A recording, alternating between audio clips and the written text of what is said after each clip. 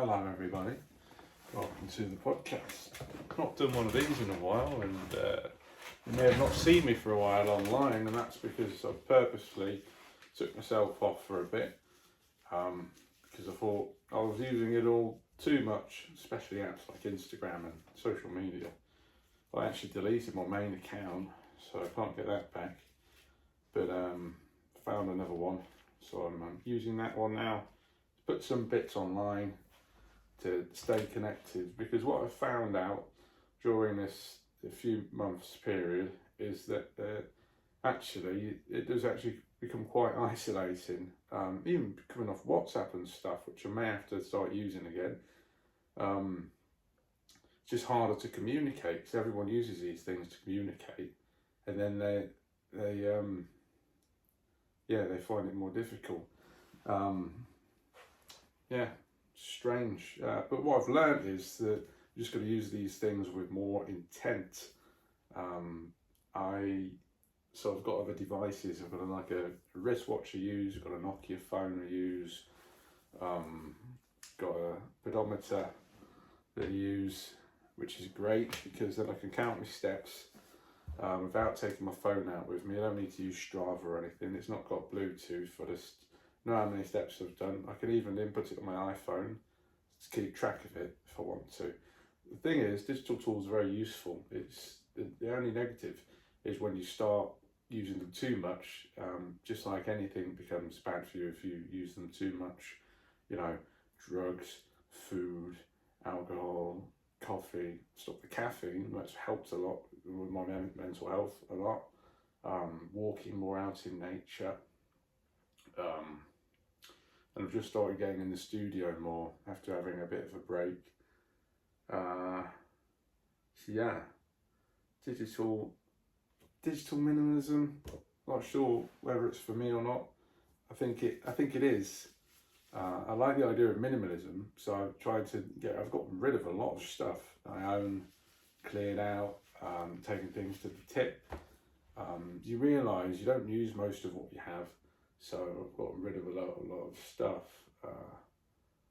and I've been reading more. I've been reading books by Edward Abbey, one called Desert Solitaire, really got me into his work, and then started reading The Monkey Wrench Gang, which is about 4 really weird characters, one called Bonnie Abzug, another one called Hayduke, Dr. Sarvis, and Mr. Smith, something like that.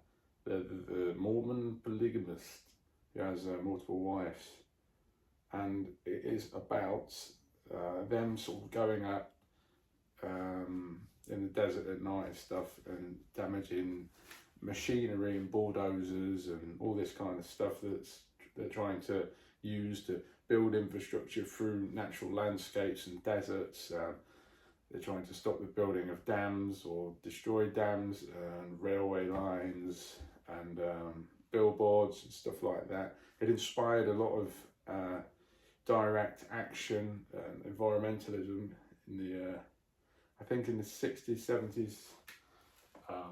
Not too sure actually about time zones, but it's a really good book, and I highly recommend it. Obviously, you don't have to read it, but it's just a very descriptive book, and I thoroughly enjoyed reading it. Sadly, it's no longer about the dude, Edward Abbey, but his books are. So, highly recommend picking one of them up if you get the chance. Might do some painting actually while I'm doing this, since I'm in the studio. I've organised a nice chat with a friend of mine called Tom, and he is a very good painter, and also he would love to start his own art school, I think, because he's sick of institutions and what they're like. So I'm going to have a chat with him on the podcast in a week or two. We've organised it, and have a chat really about what we like and what we don't like about the so-called art world, which doesn't actually exist. It's just a phrase. It's it's just made up of institutions, really. I don't believe in it. I don't really like galleries and all of this bollocks. I like making paintings and then going home and getting on with it, really. You know, I think being an artist is just making work. It's not about being a businessman or, you know, sticking your tongue up the arse of a gallerist. It's about making paintings and just living your life and experiencing things. And then that's what will inspire you. And I don't even think my work really has that deep of a meaning anymore. It does, you know, I'm introspective, I'm still journaling a little bit. But the reading I do and just the trips that I take are what inspire it. So this one is inspired by the book I'm reading, The Monkey Wrench Gang by Edwin Abbey. It's got 4 figures in it now. It did have 3. I thought I should do 4. Makes a little more sense as there's 4 in there. But these figures are probably going to disappear into the painting a little bit because I like painting itself, and I'm not too bothered about whether I can see them or not. Although it's just a bonus if you can see the figures in the painting. I think we get too obsessed with a work of art trying to be a certain way, whereas if you just go with the flow and just try and make the thing, that's a better approach, I think. Then it'll start to reveal itself what it is, you know.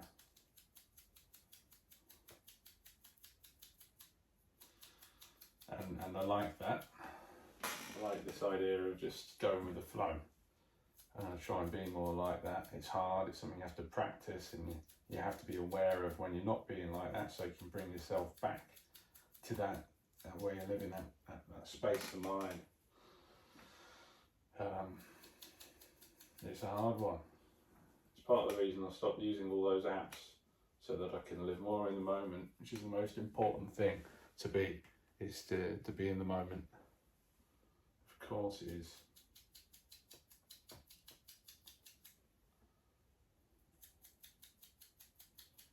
So just enjoy a bit of silence, a bit of solitude is a good thing. Being a bit bored. You know, there's times where I was just sitting at home on my bed, just chilling out, and yesterday I did the same thing. Got a notebook, started doing doodles in it. See, you don't have to be in a studio to create, you know. I've noticed that I have a studio practice, but my studio isn't actually just where my studio is. Not one place, it's just everywhere, really. Anywhere I have an idea, you know, get my notebook out, get my phone out, write a note down, take a picture. I'm constantly thinking of ideas, and being in one place doesn't mean, you know, you can't just be in one place to make art, to be an artist. You can be an artist everywhere, if that makes any sense.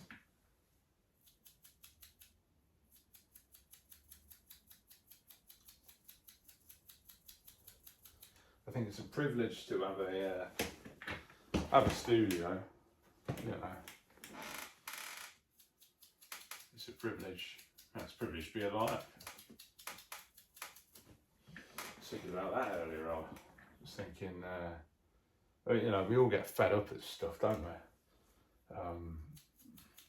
I got fed up the other day because I think someone nicked our brown bin, all the garden waste goes in. And you know, I was literally on my mind for over a day, and I thought, what am I just thinking about that for? So mow the lawn, I'll just put it in a bucket, and we're going to order a new bin. Simple as, really. You know, it's not worth confronting anyone about and having weird relationships with neighbours about, because all our neighbours are really lovely. It's probably an honest mistake. Tell you what's probably happened. Maybe the council or something have took one of the bins, and then someone's forgot to pay for that specific bin collection, and you know, you can't go around blaming other people and getting into fights with the people that you live around. That's the worst thing you can do. I mean, you can do that, but I wouldn't advise it. You know, it's something you have to learn. You gotta pick your pick your battles, because I was on the train the other day and there was this bloke just having a right go at someone as soon as he got off the train. He was just shouting at this bloke because he was on his phone. He says, everyone's on their phones all the time. I can't stand if you're going to be on your phone, I'm not going to be sitting next to you. You better move out of the way, blah, blah, blah. A very posh accent. Obviously I was going first class because I'm not a commoner. I'm not a commoner. I just didn't, it was a really hot day and I didn't want to be around loads of people because it's getting stressed out. But he was really stressed out and I just thought, I wonder what's up with him. I bet he's just had a terrible day and he's just taking it out on this stranger.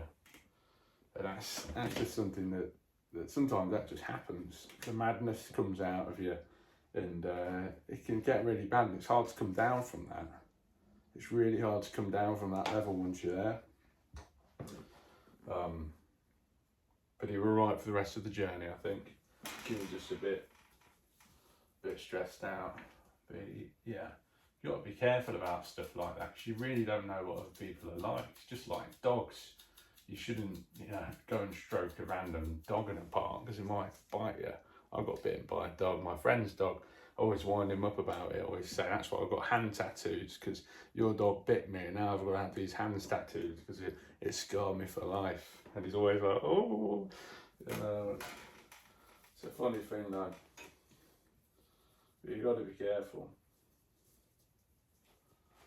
Oh, this is a lovely bit of colour, this. I'm going on with lots of yellow because if I have yellow on there and then I go over the top with a red or an orange or even a green, it'll just make it pop a little bit more. And the white I'm using is a warm zinc white. I can't use lead white. I could, but can't get hold of it. And actually, the artist I'm going to talk to in a few days has made a very good substitute for lead white. We're not going to be talking too much about that because I had him on a different podcast and all we did was talk about zinc, lead white for like an hour.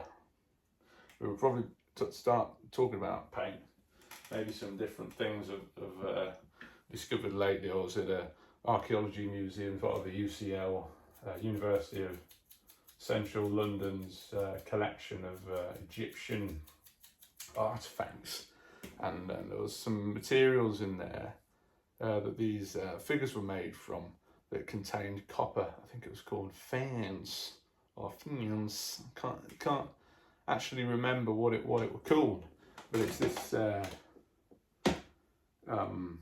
it's like a ceramic material. It's like maybe non-ceramic, ceramic, something like that. Weird, but it contained copper, and I could see that straight away because it was lovely verdigris kind of green, blue, and sort of similar to copper acetate, which I've actually made before. All you do is you just get some bits of copper and then put it in some vinegar, because that's what acetic acid is, this vinegar. You put copper in that and then maybe heat it up a bit and then just leave it, and then you'll get some of this lovely colour getting on it and scrape it off.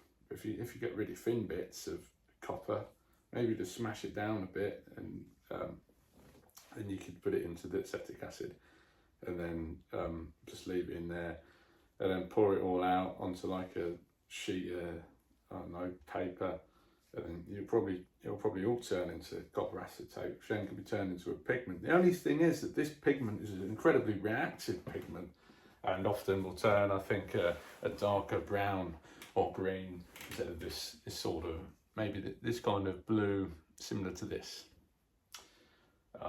But it's all about experimenting and learning about the history of materials and doing that through making and yeah, it's the best way to do things is making stuff. It's the best way to learn. I was saying now I'm self-taught. I went to university, but I taught myself how to do everything. They didn't teach me a thing. They just said, look at this, look at this, look at this, and then I did the work. So I think we're all self-taught artists. A bloke who said that to me recently actually is a lecturer at DMU, but I was working with him at my work, teaching some teenagers how to use paint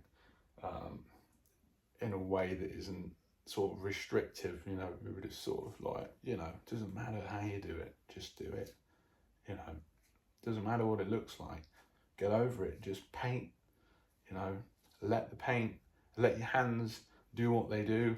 Everyone can paint, and I loved his attitude, but he said every artist is a self-taught artist, which reminds me of another thing I've heard before, which is that everyone's creative, because everyone, if you give them a broom and said, "Oh, sweep up this dirt," everyone would do it in their own different way. Some people would go in a circle, some people would put it all into the centre, some people would brush it like that.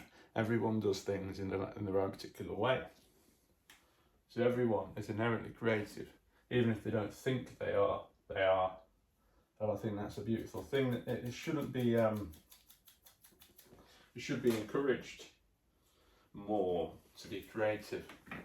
I'm hoping the advancement of AI can make us more curious and creative about things.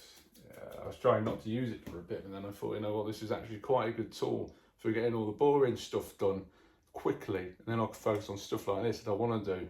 I mean, earlier I was having fun. I'd gone up and I thought, I'll wash the pots, do the laundry, and it was like 7 o'clock. I thought, I've got this flat pack furniture, I'll make that. You never get AI doing anything like that. It's just these sort of menial, boring, administrative things that I think it's going to start taking first. Obviously, it's making art, but it can't make art like this, because this is just so random. And I've come up with the ideas. Plus, you can't beat the human touch, you know, about things. You can't, you know. One thing I heard about it by a fantastic documentary filmmaker who did the documentary film Hypersensitization or something like that.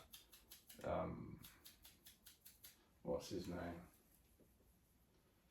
Ian something, I can't remember, but he said that it's all the past. What we're doing is we're just giving these prompts and then it's drawing from the past, so it isn't really the future, it's just drawing from the history of human life, which I love that, because that's what I'm doing when I'm painting. So I guess AI is a little bit like me, because everything that I paint is down to all of my experiences that I've had up to this moment in time.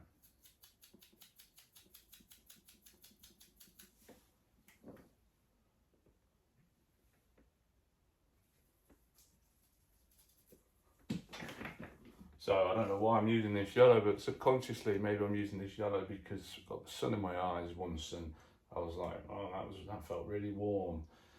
And I need to get it on these figures.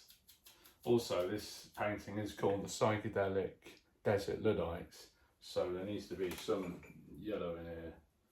I'm not thinking too much about colour, and in fact sometimes I like to put colours down that I don't even really think are going to work, just to see what they do. And that's something I've learned from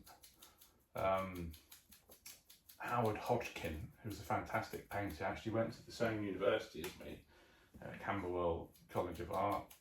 I think he ran off from Eton College to become an artist, you know. There's some brilliant people that went to Eton College. I know we all say, oh, they're all toffs, but some great minds, I think they've ran off from there, or they've at least been there. But George Orwell went there, I think. I don't think that was even his real name. I can't remember what his real name is. But yeah, Howard Hodgkin. He famously hated painting, and he despised it, and he didn't even look at his works. He put them around so you could only see the back of them against the wall when he wasn't working on them. He was a master of colour, and I just love his work, you know. Sadly passed away, I think, recently. Not that recently, but yeah. The way that he used colour was just fantastic. Yeah, he said sometimes you have to destroy a painting in order to fix it. Yeah, you know, when you've done something wrong, maybe just even go even more on it, and then you don't feel so bad about working more into it. Like come back to it another day, and then work back into it. There's no right way to make a painting, but there is a wrong way. And the wrong way is to just stop and give up. Never give up. Just keep going. You can overwork something, you can scrape it back. It's nice to see a texture, even if if you think it looks shit. Someone might like it, and you can always try to make it work. And then if you feel like you've gone to the point of no return, you can even get a power sander on it. I used to do that. I used to get a power sander on the paintings, and you do it outside of a mask. I didn't. And then wipe it off, put some primer over it, start again. It's actually really nice, especially if it's like acrylic. It goes really like smooth. It's a really nice texture to work on.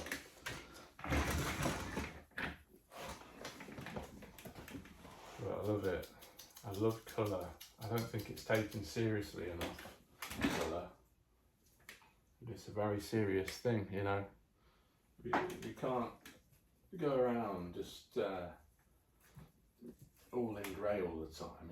It's horrible. Absolutely horrible. Boring. My mum's very colourful. She always says, be safe, be seen. You know, if crossing the road in a really bright outfit, someone's going to see you, aren't they?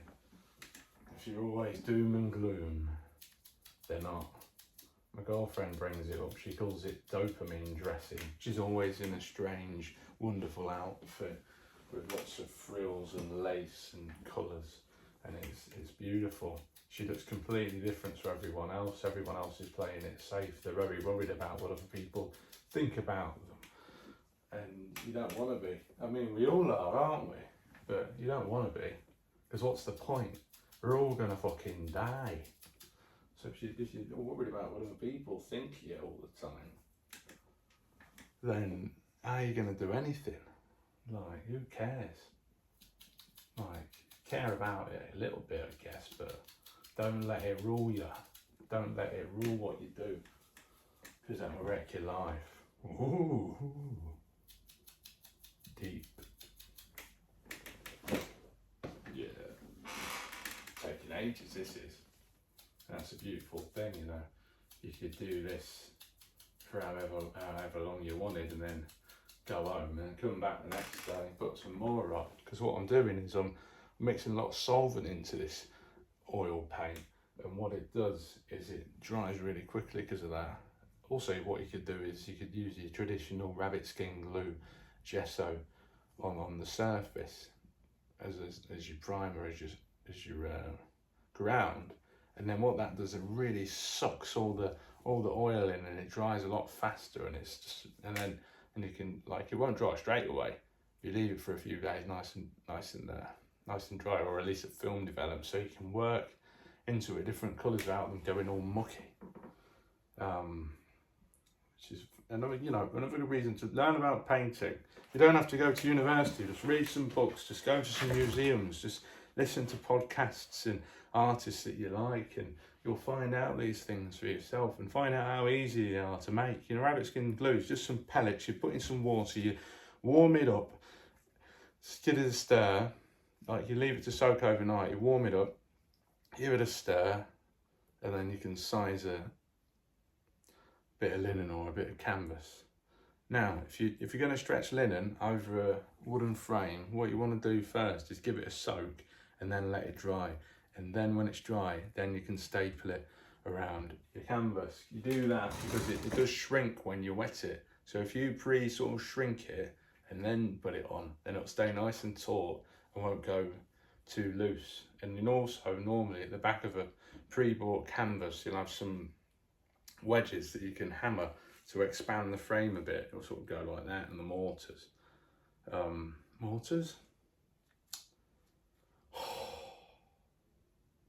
The joints expanding, making it a bit wider, and then you'll have a nice tighter canvas again. I don't really even touch the canvas, so it doesn't matter that much. But a loose canvas looks shit on a wall, I think. That's a perspective that should be challenged, of course. You should just exhibit loose canvas see what people think of it. You know, it doesn't really matter that much. Depends what you're going for, doesn't it?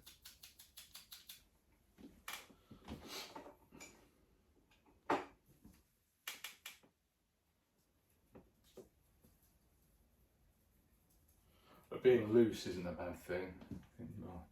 Well, it depends. Sexually, I don't know if it's that good of a thing. Someone said to me, they said it doesn't matter how many partners you've had, you can sleep with one person and get an STI. I said, well, it's more likely if you sleep with 100 people that you're going to get one, though, isn't it? And they said no, and they said, well, you don't understand probability then. What a sausage. But yes, good reminder, go and get tested. I mean, I just sleep with one person because she's beautiful and I love her a lot. But other people sleep with loads of people, and so did I when I was at, uni and that. You've got to experiment and all of this. Sleep with people, wear weird clothes, go to sex clubs, you name it. I've tried it, and I've figured out that I'm just a normal heterosexual who likes good-looking women who like my girlfriend. But if you don't experiment, how will you ever know? What if you get to 50 and then you're like, oh, I'm gay? Maybe you should try giving the bloke a snog before then, just to see how it makes you feel.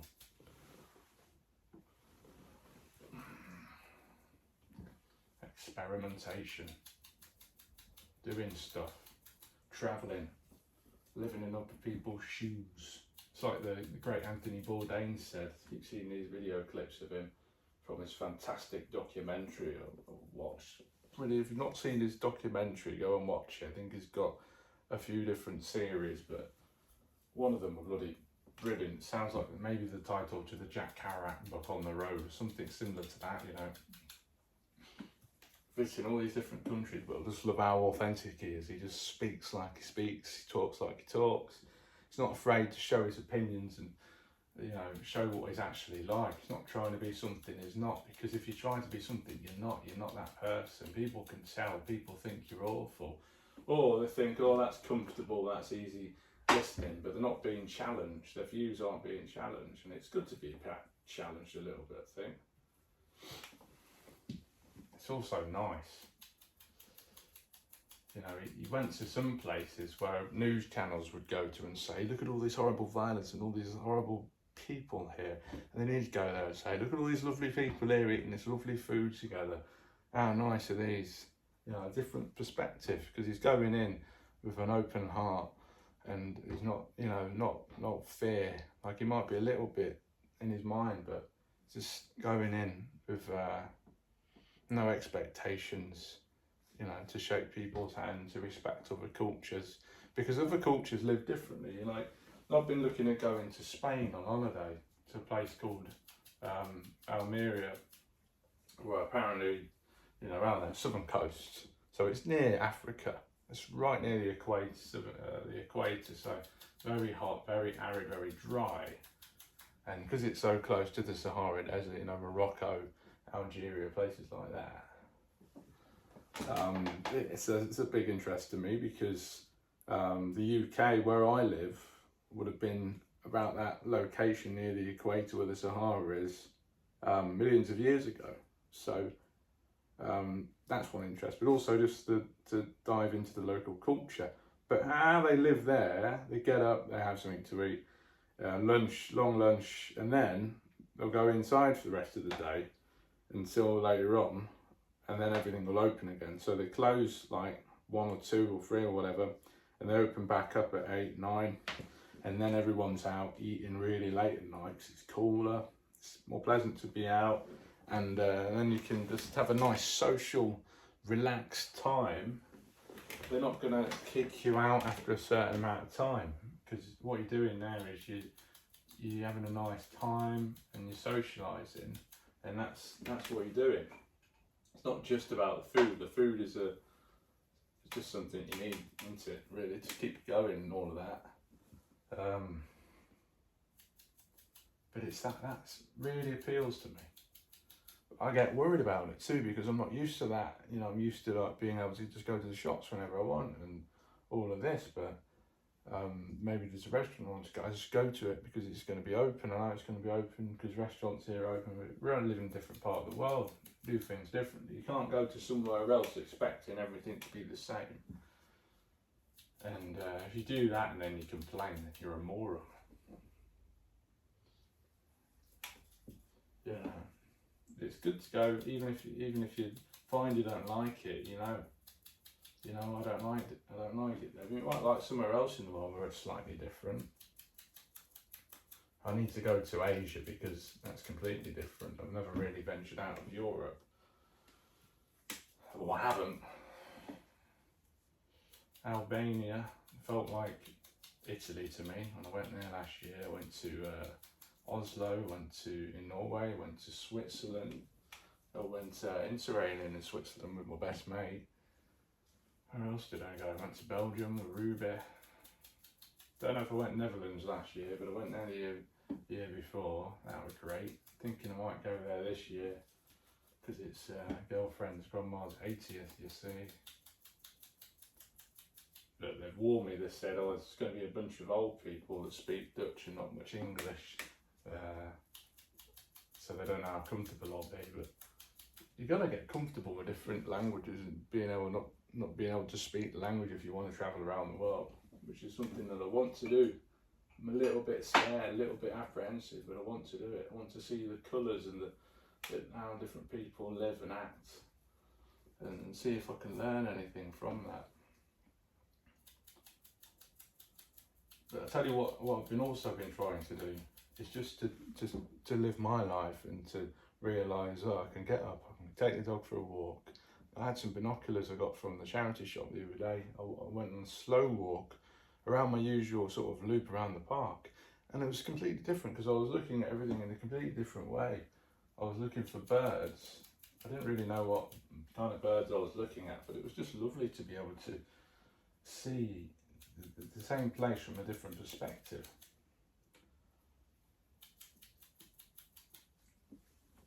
Which is what travel will give you, which is what going to exhibitions will give you too, because I went to a David Hockney exhibition about, must have been about 15 years ago now, Saltaire, West Yorkshire I think, or North, I don't know, some part of Yorkshire, yeah.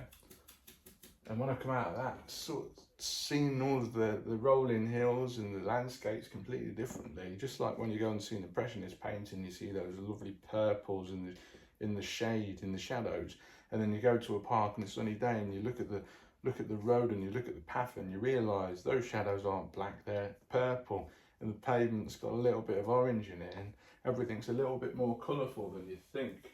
Even on a rainy day you can see all these brilliant colours, and I'm trying to just explore that to the max. All of these are in real life, we just can't see them.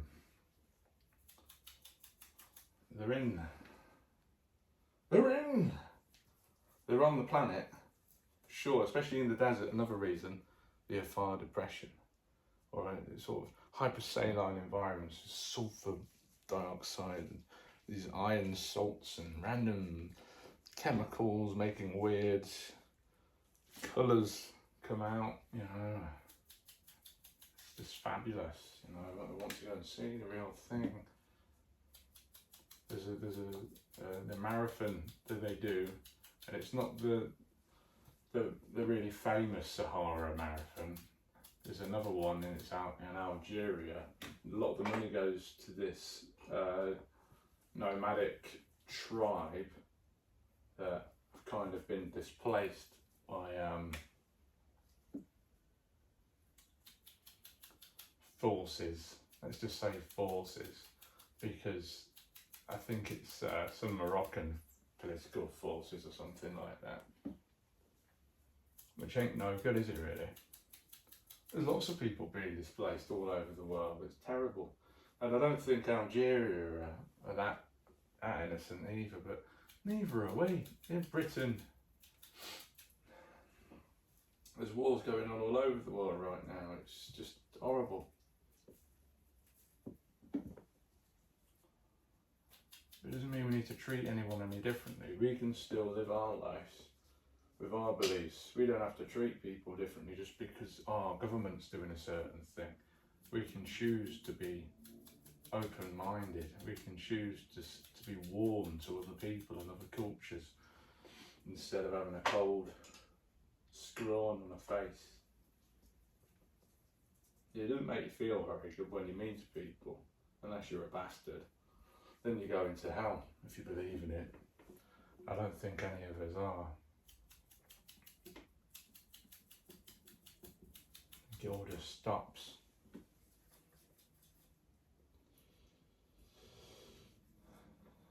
That's becoming a popular thing too, all this religious bollocks. People are looking for a way to be, but you can just be. You can just be, you know. There's no special way to be, just be. Just be.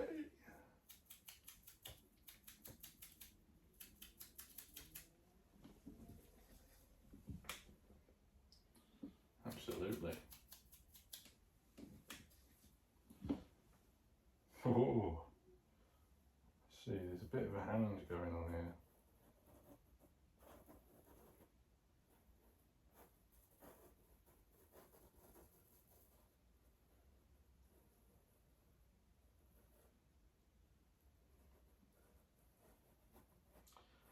I think.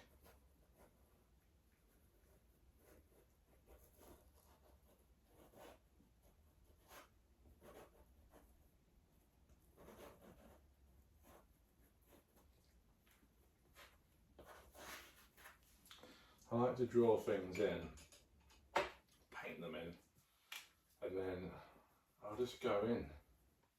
With more paint, it sort of just keep over painting it, so you can't really see the lines. Because I don't want too many brush strokes in things, but I like a little bit of form. That makes sense. Like I want people to be able to see figures and hands and shapes, but I don't want it to be too obvious. I want it to also just look like an explosion of colour, something you might see under a microscope. But I think the work's evolved even further from that. I do still use microscopy. I've got a digital microscope. I've got a little microscope camera put in a compound microscope that I brought. But I feel like this is really play, and like almost like it's automatic drawing, is sketching. It's an exercise more than a piece of the work itself. It can be, because I've made micrographs, digital micrographs with the microscopes, turned them into digital negatives and made cyanotype prints with them, and that's something I might explore more. Is the base of paintings to work more into. As it's nice to be able to work into a picture that you've made of something and then to completely turn it into something else. Metamorphosis, you know, that kind of thing. Yeah, it's just a beautiful thing, you know, like a butterfly from a caterpillar, a wine bottle into a carrot, a penis into a sponge cake. All of these things make sense.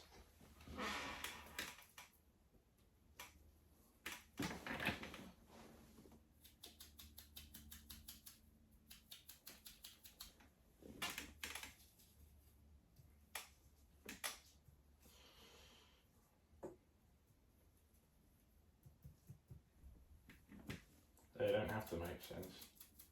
Nothing has to make sense in a work of art. It can be absurd, and that's the beautiful thing. They don't have to make sense. And if they don't make sense to you, they might make some sense to someone else, because what they are really is just a device, a helpful device for helping people understand the feeling that they might have. That's something I really, really love to think about. Is this idea that there's something I've painted might strike a chord with someone. They might think, oh, that makes me think of this or that, and I think, yeah, that's right. I mean, might not have had that intention. And then sometimes I'll be painting something that make me think of something like that, and then that's what it becomes. It's not a linear process, painting. It's not something that you can really plan for, I don't think. I think painting is, it's a verb, it's something you do. It's not straightforward.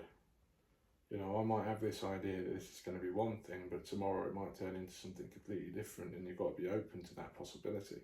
If you're an artist, you've got to be open to the possibility of completely having a complete change like that, and being alright with that. It might feel uncomfortable, but sometimes you're just like, oh, that's really nice, I'm going to work more like that. That's why I started working like this, because I did a few of these kind of brush strokes, and then I thought, wow, I really like that. I might just do whole paintings that are like that, and that's how it's evolved into this. I think it's pointillism, isn't it? It's definitely impressionism, and then I'm thinking about Daniel Richter. I'm thinking about Edvard Munch, massive inspiration, the way he used colour and the way he was very expressive. That's why I went to Oslo last year to see his work. James Ensor, Auerbach, all of these kind of people very much influence the work that I do.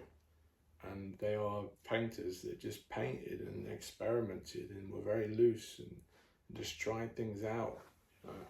Maybe they had a plan, a preliminary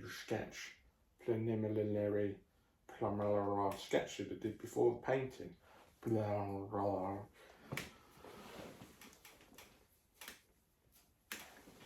Words.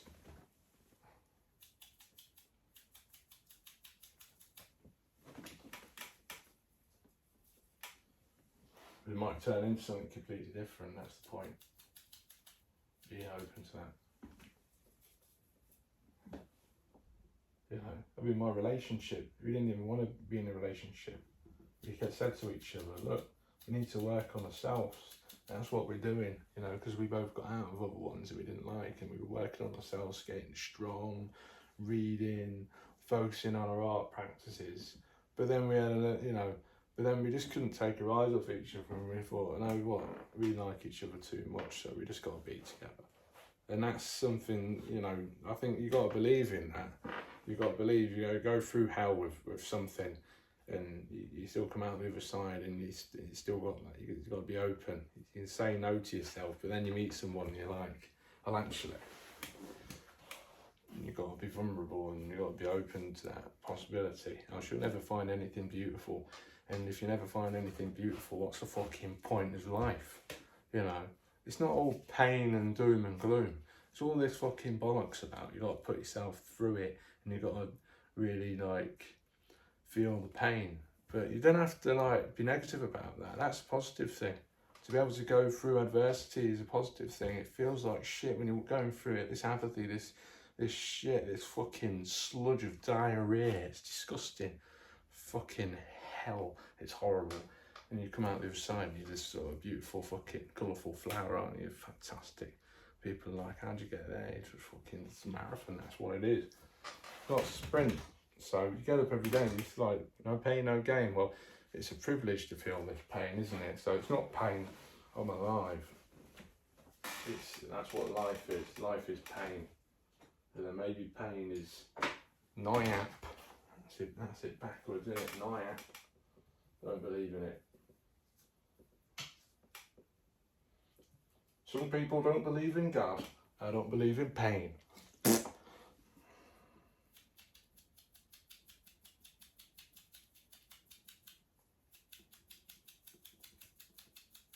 Be sinner. Silly! But don't be like anyone else. That's it, really.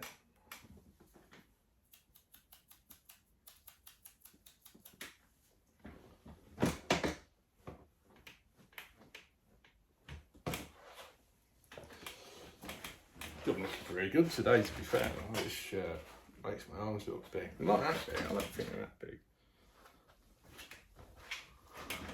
Can you be self-obsessed Maybe. Right, I'm going to stop doing this now. It's about 45 minutes. Thank you for listening to this podcast. I've been Jack Alford. Welcome back. Don't know how many of these I'm going to be doing. I'm going to try and do more. As I said, I'm going to be speaking to Tom in a week or two, so that'll be another one. But thank you for listening. I appreciate your time. And think about some of the things that I've talked about today. You know, live your life in a way where you're not scared and you're not worried. We're all going to die. Live in the moment and smile at people and, you know, be nice and see your friends and go for a walk and listen to the bird songs. And it's not all fucking doom and gloom. It can be, but don't fucking dwell on it, you know. Little bit's fine. Have a drink, a little bit's fine. Don't make a habit of it. Because you've got to feel things, but you don't want to fucking dwell in them. You don't want to soak in them. Because you're not very nice to be around. People won't hang around me, and then you're like, why am I so isolated? But you can choose as a choice, you know. You'll start to feel happier. Don't pretend, but if you do the things, if you do the work, you'll start to feel it. You're not going to be happy all the time, but you will feel a little bit happier sometimes if you just try, I think, to do the good habits, the exercising, the good diet, the socialising, you know, looking after your mental health. You can go to the NHS, right, National Health Service, and ask for help. And there's waiting lists and stuff, but you can get it. And there's charities you can go to, and you can get it. So have a go. I've got something booked in. It's called like a worry course, webinar, or some shit. Cause I keep worrying about starting the fucking bin. You know, things get on my mind. Maybe I'll scratch the thing at work, gets on my mind, and I'm like, why am I worrying about this? What a load of fucking bollocks. We're all gonna die, you know. Don't want to worry about stuff. Things circle in your mind, don't they? But they don't want to be. So get help for that. Talk to the people. They can put it perspective to you. And remember, these things in a year will feel like nothing.